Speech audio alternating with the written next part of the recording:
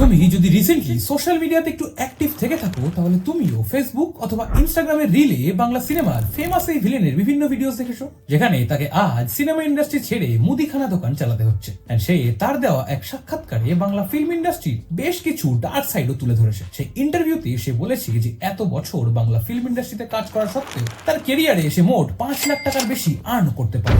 সে এটাও বলে যে একসময় বাংলা যে সমস্ত বড় বড় অভিনেতা এবং প্রোডাকশন হাউসের সাথে সে কাজ করেছেন তারা আজ প্রায় 10 বছর ধরে আর তার ফোনই ধরে না। এন্ড তার প্রত্যেকটা সিনেমা শুটিং এর সময় তাকে যোগ্য সম্মান না দিয়ে একজন জুনিয়র আর্টিস্টের মতোই ট্রিট করা হয়েছে।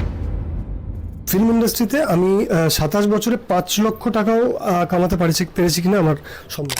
অ্যাকচুয়ালি তারা ফোন তোলে না, অনেক বছর হয়ে গেছে, আজ থেকে না, আমি বলছি প্রায় 10 বছর হয়ে গেল তারা ফোন ধরে না কেউই। আমি যখন হেমাজির কাছে কাজ করতে গেছি কখনো মনে হয়নি যে আমি কোনো জুনিয়র আর্টিস্ট, কিন্তু 27 বছর বাংলায় কাজ করে আমার সবসময় প্রতি মুহূর্তে মনে হচ্ছে আমি কোনো একটা জুনিয়র আর্টিস্ট।